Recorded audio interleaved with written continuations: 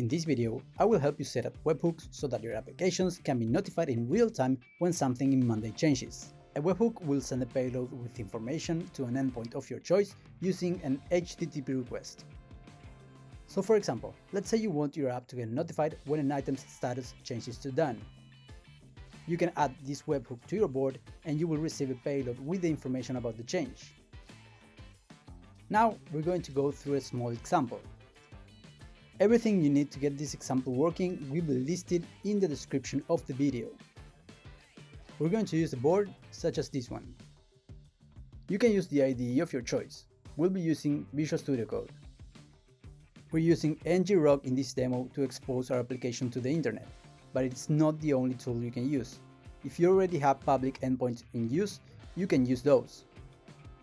Okay, let's get to it. We're going to go to our terminal and start ngrok on port 3000. The URL that you see here is the one that will expose your project to the internet.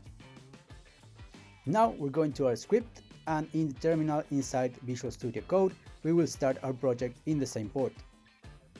We're going to go back to the board and click on Integrate to open the Integration Center. Now we will click on Webhooks and select the webhook of our choice.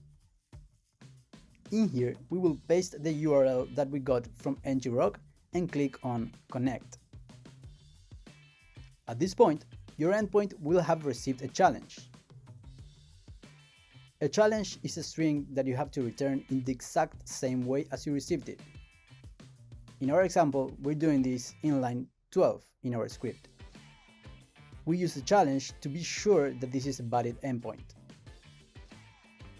Now we will choose the status column and a label and add this webhook to our board. And now we can test this. If we change an item's status to done, we will see the payload with information being sent to the endpoint we chose. And these are webhooks. Easy, right?